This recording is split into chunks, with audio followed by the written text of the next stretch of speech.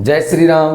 प्यारे विद्यार्थियों, मैं अशोक सिसोदिया एक बार फिर से हमारे YouTube channel career making institute में आपका स्वागत करता हूं। बच्चों, हम पढ़ रहे हैं कक्षा 10 की गणित, जिसमें हमारी प्रश्नमाला चल रही है 3, जिसका नाम है बहुपद। पिछली वीडियो में हमने बहुपद के प्रश्नमाला 3.3 का एक सवाल और 3.4 स्टार्ट कर दी थी, जिसमें हमने टॉपिक लिया था पूर्ण वर्ग बनाने की विधि द्वारा निम्नलिखित समीकरणों को हल करना। तो हमने काफ़ी सारे सवाल कर लिए थे, 3-4 सवाल लगभग, तो आपको बहुत ही अच्छे से समझ में आया होगा। उसी के अनुसार अपन एक सवाल और ले लेते हैं, उसको अपन सोल्व कर लेते हैं। ठीक है, जैसे आपके पास एक सवाल है 4x², इसको मैं थोड़ा सा बता देता हूँ कैसे होगा, फिर आगे कर सकते हैं, क्योंकि थोड़ा सा आपको कठिन दिख रहा है। ये 4x² + 4bx minus a² - b² बराबर 0, ये कोई सवाल है और इसी को हमको पूर्ण वर्ग बनाने की विधि द्वारा हल करना है। तो देखिए कैसे हल करते हैं।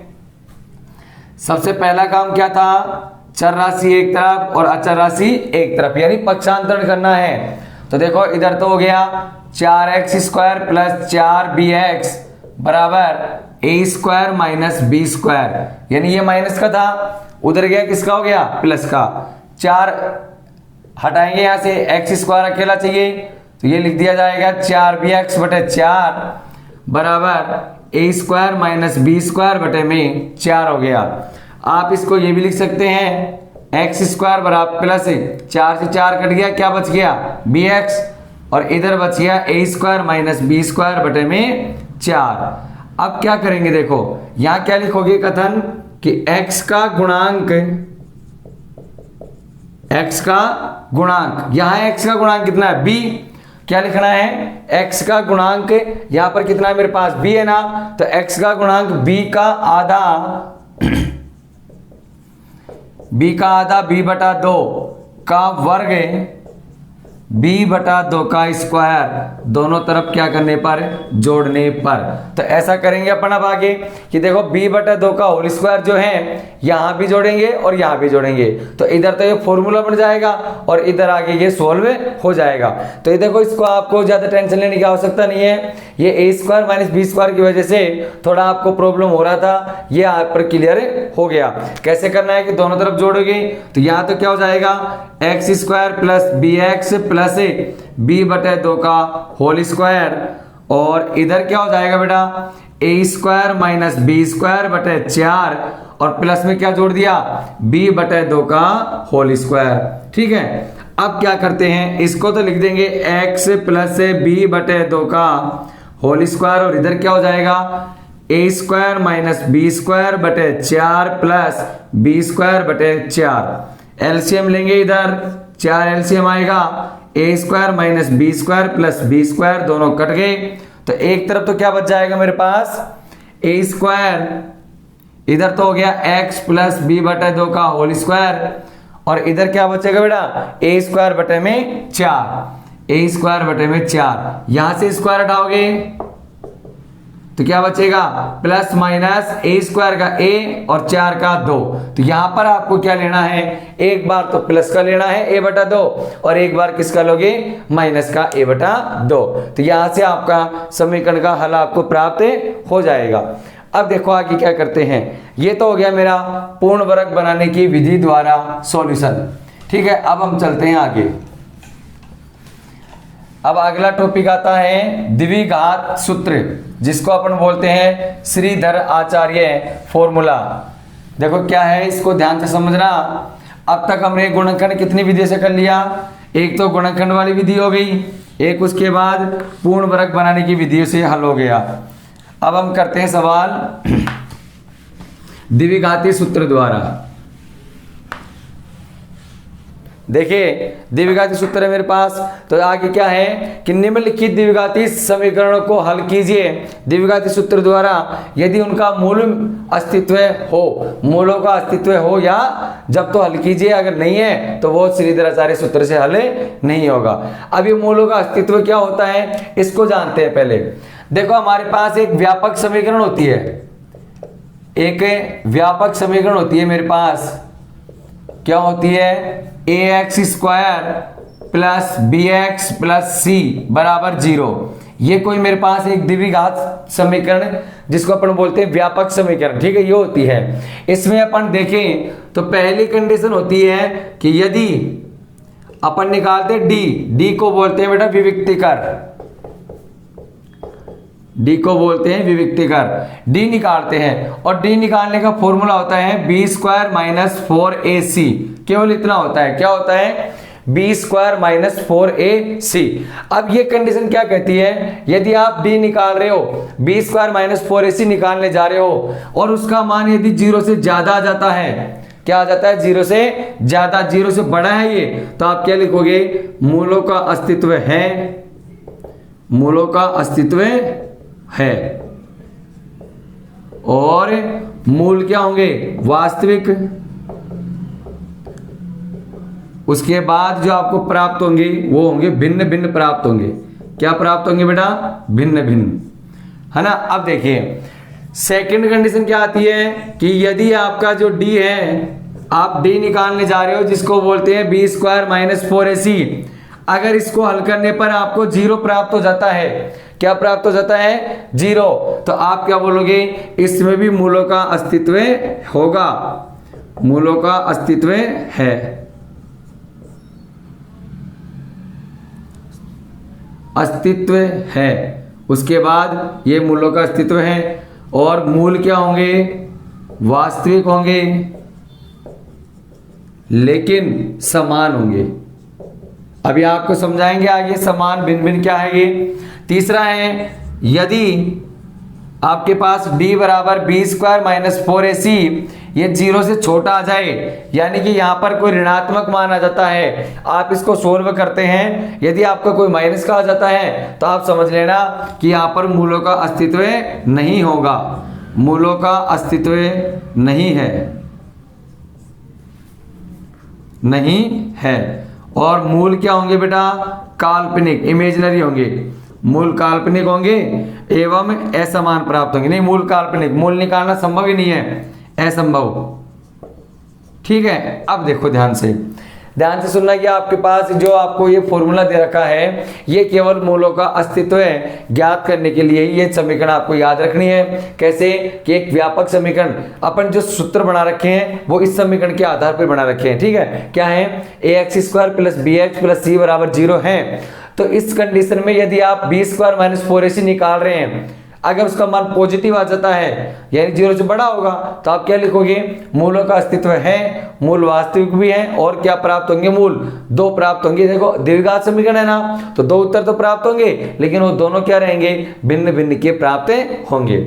यहाँ पर देखो बी स्क्वायर माइनस 4ac बराबर 0 आ गया, सोल्व करोगे तो 0 ही आ गया, तो मूलों का वास्तवित्व है, तभी भी है, मूल वास्तविक होंगे लेकिन समान। पिछली वीडियो में मैंने बताया था कि एक x बराबर 1/2 आ गया था, कोई भी आया XYZ तो मैं उसको डबल बार करके लिख दिया था। तो उसमें मैंने क्या कहा था कि यहाँ देखो द्विघात समीकरण है तो इसके 2 मूल प्राप्त होंगे, एक ही आ रहा है तो एक आप खुद लिखोगे, इस कंडीशन पे लागू होता है फिर वो कि मूलों का अस्तित्व है, मूल वास्तविक भी है लेकिन समान होते हैं, दोनों मूल जो प्राप्त होते हैं वो दोनों मूल क्या होंगे, समान प्राप्त होंगे, ठीक है। तीसरा देखो d बराबर बी स्क्वायर माइनस 4ac, यदि आप इसको सोल्व करते हैं तो माइनस का आ जाए, अगर माइनस का आ गया यानी 0 से छोटा तो आप क्या बोलोगे, मूलों का अस्तित्व नहीं है, मूल काल्पनिक होंगे और मूल निकालना क्या होगा, असंभव। क्योंकि देखो ये जब आप हल करोगे ना इसको तो रूट के अंदर कोई ऋणात्मक संख्या आ जाएगी, रूट के अंदर क्या आ जाएगी, ऋणात्मक कोई नंबर आ जाएगा, इसलिए मूल क्या होंगे, काल्पनिक होंगे, ठीक है। तो उसका मूल निकालना क्या रहेगा, असंभव। तो ये हमको याद करना है, तीनों आपके पास फॉर्मूले हैं, बी स्क्वायर माइनस 4ac हमको पहले निकालना होगा। तो पहले अपन मूलों का अस्तित्व जांचेंगे, फिर उसके बाद श्रीधराचार्य सूत्र यानी द्विघातीय सूत्र का प्रयोग होगा। और वो किस किस में होता है, अगर मूलों का अस्तित्व हो गया तो इसमें श्रीधराचार्य सूत्र लगेगा, एक इसमें श्रीधराचार्य सूत्र लगेगा। अगर ऐसी कंडीशन आ जाती है तो आपको लिखना है इसके मूल निकालना असंभव है, असंभव हो गया ना, इसलिए आप इसमें कोई सूत्र का प्रयोग नहीं करेंगे। हो गया ये काम। तो अब अपन चलते हैं प्रश्न वाला 3.4 में, जो दूसरा प्रश्न है कि यदि मूलों का अस्तित्व है तो द्विघाती सूत्र से निम्नलिखित समीकरण को हल कीजिए, सॉल्व कीजिए। तो अपन अब हल करते हैं, ध्यान से देखना।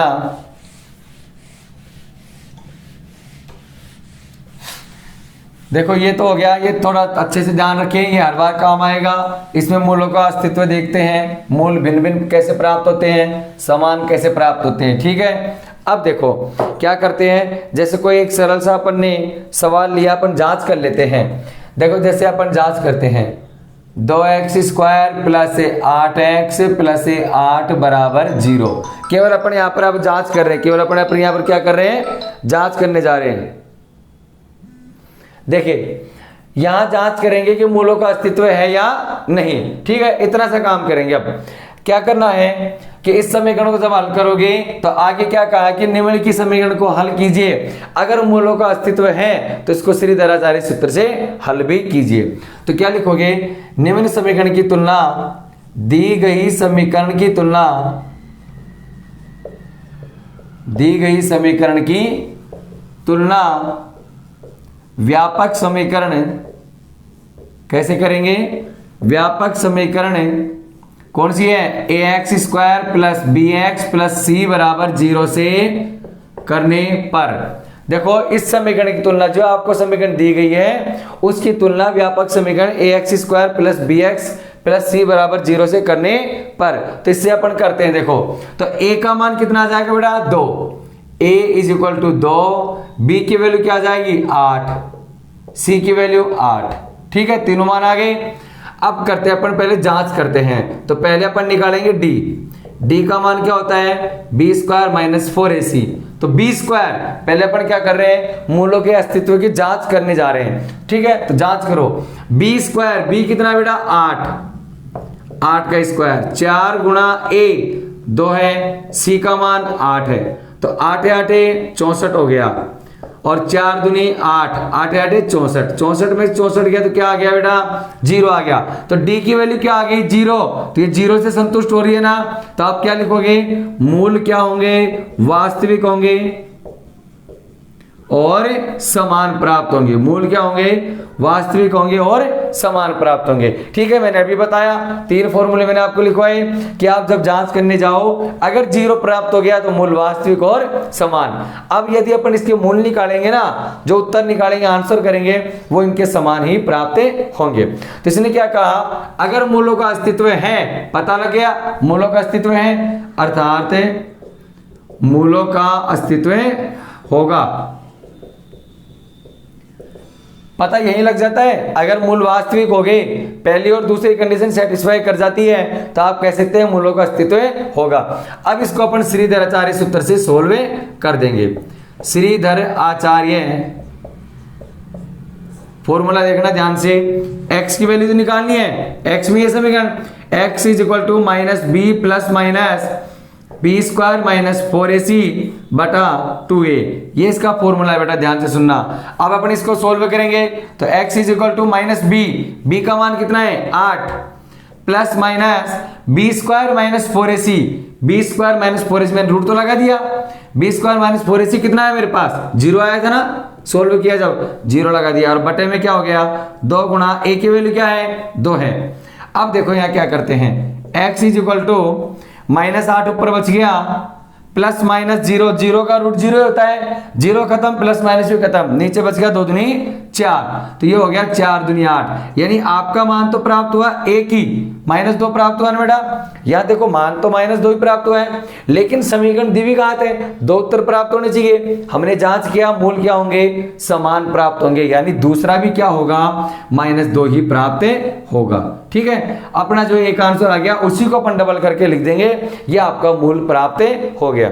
तो ये देखो इस समीकरण को अपन ने हल किया, किससे किया, श्रीधराचार्य सूत्र से। अगर मूलों का अस्तित्व है तो पहले हमने मूलों के अस्तित्व की जांच करी तो पता लगा मूल वास्तविक है, समान है, अर्थात मूलों का अस्तित्व ज्ञात है। तो श्रीधराचार्य सूत्र लगाया, ये फॉर्मूला होता है, इसको ध्यान से सुन लेना, ये वाला होता है फॉर्मूला मेरे पास, x is equal to minus B plus minus root b² minus 4ac बटा 2a। ये हो गया, मैंने एक उदाहरण करवाया था थोड़ा सरल सा।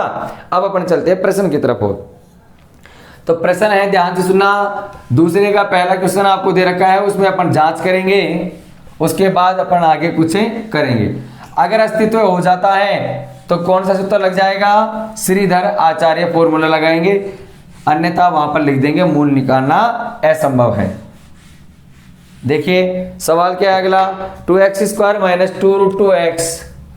पहला है सवाल देखो, 2x² माइनस 2√2x और प्लस में 1 और इज इक्वल टू 0 है। ठीक है, क्या लिखोगे, दी गई समीकरण की तुलना, दी गई समीकरण की तुलना व्यापक समीकरण, व्यापक समीकरण ax² plus bx plus c बराबर 0 से करने पर, इतना लिखना है। ठीक है, क्या लिखेंगे कि दी गई समीकरण की तुलना व्यापक समीकरण ax² प्लस, इसका सहारा हमको हर सवाल में लेना पड़ेगा, तब तुलना करेंगे, abc का मान आएगा तभी तो आगे सोल्व होगा। ठीक है, तो देखो ax² plus bx plus c बराबर 0 से करने पर, तो तुलना करेंगे। तो देखना बेटा ध्यान से, a का मान तो हो गया कितना, 2, a की वैल्यू हो गई है मेरे पास 2 और b की वैल्यू हो गई -2√2। चिन्ह सहित लेना है बस, चिन्ह चाहे किसका, क्योंकि मैंने यहाँ पर सारे पद पॉजिटिव लिए हैं, तो आपके सामने जो भी आ रहा है उन सबको आप किस में लेना है, चिन्ह सहित लेना है। सी की वैल्यू क्या हो जाएगी, 1 हो जाएगी। यह तीनों वैल्यू प्राप्त हो गई मेरे को। अब देखो क्या करते हैं, तीनों मान प्राप्त, अब अपन जांच करेंगे, अस्तित्व की जांच। ठीक है, अस्तित्व की जांच, भाई देखते हैं मूलों का अस्तित्व है या नहीं। तो उसके लिए अपन क्या निकालेंगे, d, और d का फॉर्मूला होता है b² माइनस 4ac। d का फॉर्मूला क्या होता है बेटा, b² माइनस 4ac। अब यहां देखिए, ध्यान से देखना, d बराबर b² माइनस 4ac। यहां सोल्व करते हैं, b² का मतलब हो गया -2√2 का स्क्वायर माइनस 4 गुणा a का मान 2, c का मान 1। सोल्व करिए, देखो क्या होगा, यहां पर मैंने सारी वैल्यूज आपके सामने रख दी। क्या कि d बराबर b² minus 4ac, b² minus 4a, a का मान 2 और c का मान 1, ये मान मैंने रख दिया है। अब देखते हैं क्या आता है आगे। माइनस का स्क्वायर करोगे प्लस का होगा, 2√2 को 2√2 से गुणा करिए, 2 दूनी 4, √2 को √2 से करो 2, 4 दूनी 8 हो गया। तो यहां क्या लिख दोगे, 8 माइनस 4 दूनी 8, 8 एकम 8 बराबर क्या प्राप्त हुआ, 0, और बराबर में किसके आ गया, 0 के बराबर आ गया। कंडीशन सेटिस्फाई कौन सी हुई, सेकंड वाली कंडीशन इसने सेटिस्फाई की है। क्या हो गया कि मूल तो वास्तविक एवं में समान होंगे। यहां देखो क्या होगा, मूल वास्तविक एवं समान होंगे, लिख दिया। तो ये तो मूलों का अस्तित्व हो गया, मूलों का अस्तित्व प्राप्त हो गया। क्योंकि मैंने आपको पहले बताया कि यदि पहली और दूसरी कंडीशन, जो मैंने आपको फॉर्मूले लिखवाई अभी, अगर पहली और दूसरी कंडीशन सेटिस्फाई हो जाती है तो आप इसको आगे हल करोगे, अन्यथा यही छोड़ दोगे। ठीक है, तब अपन करते हैं इसको किससे, श्रीधर आचार्य सूत्र से सोल्व करते हैं। तो क्या है मेरे पास, श्रीधर आचार्य सूत्र द्वारा क्या है formula, x is equal to -b plus minus b² minus 4ac बटा 2a। तो x is equal to -b, minus b का मान कितना है मेरे पास, -2√2, माइनस का है ना, तो ये लगा दिया मैंने -2√2 plus minus b² minus 4ac, b² minus 4ac कितना आया, 16, 0 आया, 0 रख दिया मैंने।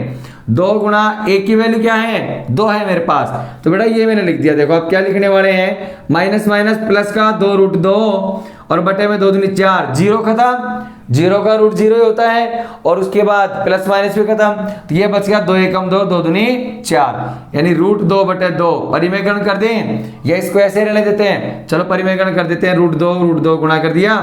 तो यहाँ देखो √2 को √2 से गुणा करोगे 2 हो गया, नीचे हो गया 2√2, 2 से 2 कट गया, और ये बच गया मेरे पास 1 बटा √2।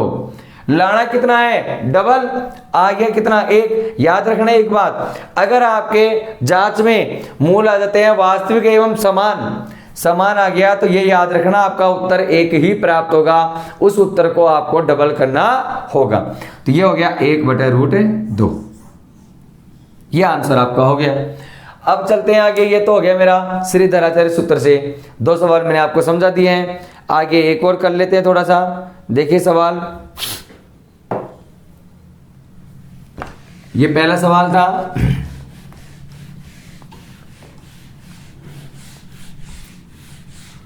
ऐसे ही हो जाएंगे सारे। पहले आप जांच करोगे, अगर मूलों का अस्तित्व है तो आप आगे हल कर दोगे, अन्यथा वहीं छोड़ दोगे। ये भी 3 नंबर का प्रश्न आता है, गुणनखंड की तीसरी विधि है ये और आखिरी विधि है, ठीक है। इसके आगे 16वें प्रश्न आएंगे जो उसको आप किसी भी विधि से हल कर सकते हैं। देखो एक सवाल और लेते हैं अपन, x + 1/x, x + 1/x = 3, जहां x की वैल्यू क्या नहीं है बेटा मेरे पास, 0 नहीं होनी चाहिए। 0 इसलिए नहीं होगी कि यहाँ पर 0 रख दोगे ना, अगर x का मान 0 आ गया तो देखो किसी संख्या में 0 का भाग देने पर क्या प्राप्त हो जाता है, अनंत प्राप्त होता है, इसलिए अपन यहाँ पर x का मान 0 प्राप्त नहीं होगा, ठीक है। इस कंडीशन का ये मतलब होता है। अब इसको सोल्व करेंगे, लेकिन पहले इसको द्विघात तो बनाएंगे। तो नीचे क्या लगाया, 1, एलसीएम आ गया दोनों का x, यहाँ चला गया x² प्लस में 1 = 3, नीचे लगा दिया 1। क्या करेंगे, वज्र गुणा करेंगे, ठीक है। वज्र गुणा किया तो क्या प्राप्त हो गया, x² प्लस 1 = 3x, इसको अंदर लेंगे और बराबर में 0। अब ये समीकरण मेरे को प्राप्त हो गई। क्या प्राप्त हुई, x² - 3x + 1 = 0, ठीक है। अब इसकी अपन जांच कर लेते हैं। तो इसकी जांच अपन किस समीकरण से करेंगे, ax² + bx + c = 0 से।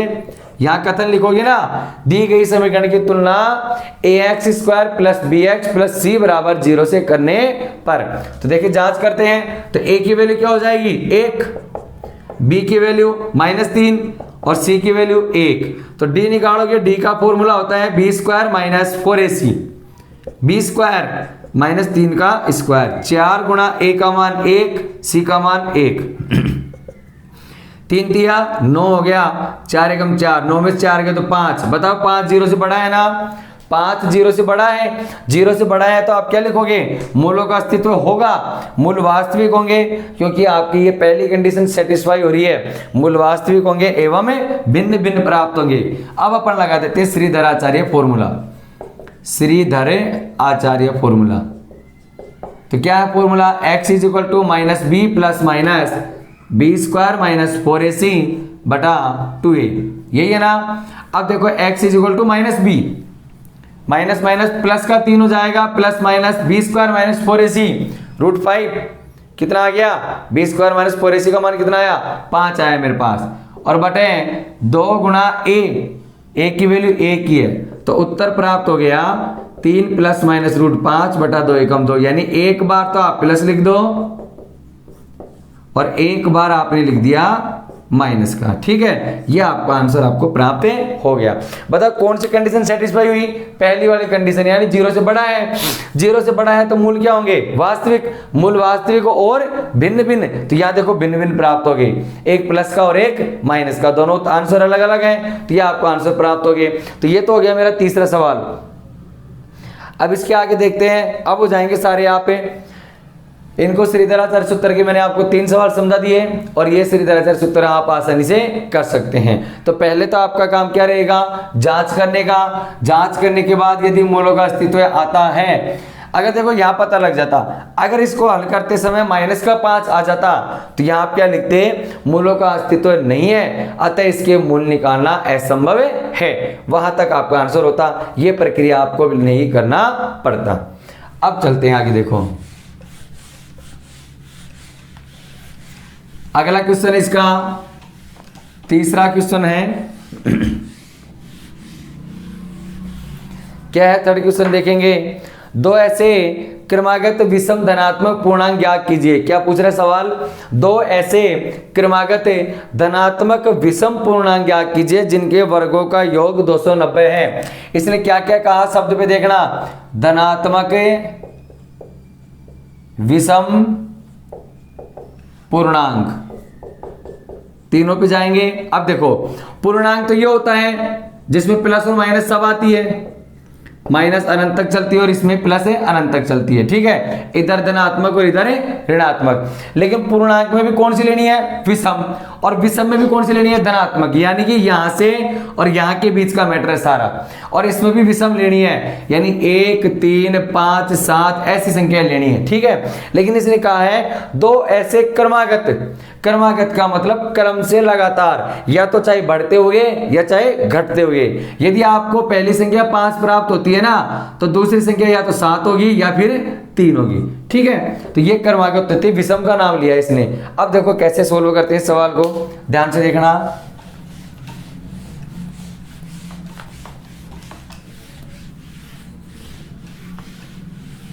देखिए सवाल है दो ऐसे क्रमागत विषम धनात्मक पूर्णांक। तीसरे का सवाल है दो ऐसे क्रमागत विषम धनात्मक पूर्णांक। माना पहला धनात्मक विषम पूर्णांक, क्या मान लिया हमने, x मान लिया, ठीक है। तो दूसरा क्या हो जाएगा, दूसरा धनात्मक विषम पूर्णांक,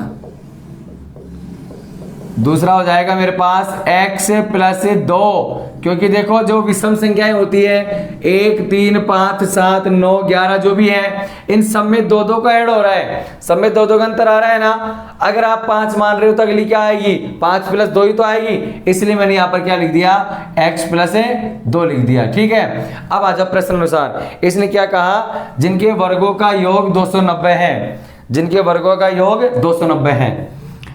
तो वर्गों का योग प्रश्न अनुसार, प्रश्न क्या कह रहा है बेटा, ध्यान से देखना। वर्गों का, इसका वर्ग कीजिए, x का वर्ग किया प्लस x प्लस 2 का वर्ग किया और बराबर 290। यहां आ जाइए, अब देखो तो x का स्क्वायर करोगे x स्क्वायर और प्लस में a प्लस b का होल स्क्वायर, यानी a स्क्वायर प्लस 2ab, 2 गुणा x प्लस 2 का स्क्वायर बराबर 290, ठीक है। यहां हो जाएगा x स्क्वायर और x स्क्वायर कितना आ गया, 2x स्क्वायर, 2 दूनी 4x और प्लस में 2 दूनी 4 बराबर 290। अच्छा राशि एक तरफ, अब देखो 2x square plus 4x plus 4 minus का 290 बराबर 0। यहां बच गया 2x स्क्वायर प्लस 4x और 290 में से 4 गए तो क्या बचेगा बेटा, 286 बराबर 0। 2 कॉमन ले लेते हैं, 2 कॉमन लिया तो x स्क्वायर प्लस 2x और इसमें डिवाइड किया तो ये आ गया 143 बराबर 0। 2 को उधर भेजेंगे तो ये हो जाएगा मेरे पास x square plus 2x minus 143 बराबर 0/2 यानी 0। 2 को नीचे भेज दिया। अब देखो क्या करेंगे, अब आ गई मेरे पास समीकरण क्या, x square plus 2x minus 143 बराबर 0। अब इसके गुणनखंड विधि से कर देते हैं। अब यहां आपके सामने जो गुणनखंड आ गया नहीं, द्विघात समीकरण आ गई।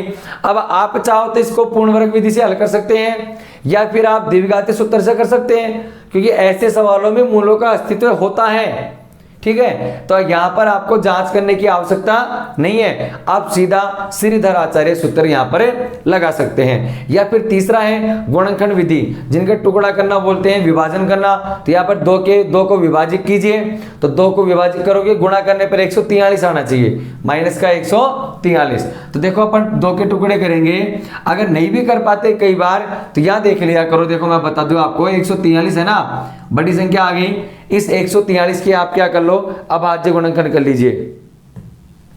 तो इसमें पहले जाएगा भाग 11 का, तो क्या हो जाएगा 11 कम 11, 11 ते 33 और 13 का दिया तो 2 ही अंक प्राप्त हुए, 13 और 11, 2 ही तो अंक प्राप्त हुए, एक तो 13 और 11, यानी इस 143 के 2 विभाजन हो गए 11 और 13। तो क्या 2 प्राप्त करोगे आप, तो 13 में से 11 जाएगा तो 2 बच जाएगा, बचेगा। लेकिन 2 किसका लाना है, प्लस का, इसका मतलब 13 को तो रखेंगे प्लस का और 11 को रखेंगे किसका, माइनस का। तभी तो 13 माइनस 11 करोगे तभी तो 2 प्राप्त होगा, और 13 को 11 से गुणा करोगे तो क्या प्राप्त होगा, माइनस का 143। इसलिए हमारा टुकड़ा क्या प्राप्त हो गया, 13 और 11। तो देखिए क्या करते हैं, x square plus 13x minus 11x minus 143 बराबर 0। कॉमन लिया तो या तो प्राप्त हो गया x से और x प्लस 13 माइनस 11 कॉमन लिया, x प्लस 13 बच गया बराबर 0। यहाँ देखिए दोनों समान है तो x प्लस 13 और इधर हो गया x माइनस 11 बराबर 0। तो इधर भी 0 आ गया और इधर भी 0 आ गया। इधर तो वैल्यू प्राप्त हो गई माइनस का 13। अब यहां देखो एक चीज, यहां मैंने 0 रखा तो x का मान माइनस 13 आ गया। तो देखो आपको तो पूर्णांक निकालना था और वो भी विषम पूर्णांक, तो माइनस को प्लस के दोनों होते हैं, लेकिन निकालना है कौन सा, धनात्मक। ये आ गया कौन सा, ऋणात्मक। तो इसको क्या लिखोगे, ऋणात्मक होने के कारण, ऋणात्मक होने के कारण छोड़ देते हैं, छोड़ दिया इसको। तो आपका आंसर क्या प्राप्त हो गया, x इज इक्वल टू 11। ये धनात्मक हो गया तो x का मान तो 11 हो गया, x का मान तो क्या हो गया 11। तो बताओ पहला तो अतः आपका आंसर प्राप्त हुआ, पहला धनात्मक पूर्णांक तो क्या हो गया बेटा 11। और दूसरा आप क्या लिखने वाले हैं, दूसरे में 11 प्लस 2 करना है तो 11 में 2 करोगे कितना हो गया 13। यानी कि 11 और 13 ऐसे दो पूर्णांक हैं जिनका वर्ग करोगे, जिनका वर्ग करके योग करोगे तो 290 प्राप्त होगा। कैसे, देखो 11 का वर्ग करो 121 होता है और 13 का वर्ग करो 169 होता है, दोनों को जोड़िए 290 प्राप्त हो गया। कितना प्राप्त हो गया 290। ठीक है, इसने यही तो कहा है कि ऐसे दो पूर्णांक ज्ञात कीजिए जिनका वर्ग करो, 11 का वर्ग 121, 13 का वर्ग 169, ताकि उनके वर्गों का योग कितना हो जाए 290 हो जाए। तो ये हो गया मेरा थर्ड क्वेश्चन। ये थर्ड क्वेश्चन था जिसमें धनात्मक और विषम पूर्णांक ज्ञात करने थे 2। अब देखो ये आंसर को जरूरी नहीं है, आपका घटता हुआ भी आ सकता था, 13 और 11 भी आ सकता था, या फिर 11 और 13 भी आ सकता है। तो देखो ये हो गया मेरा तीसरा क्वेश्चन समाप्त। तो देखिए बच्चों आज की वीडियो में हमने 3.4 के प्रश्न 3 कंप्लीट कर लिए हैं। मिलते हैं हम नई वीडियो के साथ, तब तक बने रहिए हमारे YouTube channel career making institute के साथ। अगर आप चैनल पे नए हैं तो चैनल को सब्सक्राइब करें ताकि आपको मैथ की और भी वीडियोस देखने को मिल सके। धन्यवाद।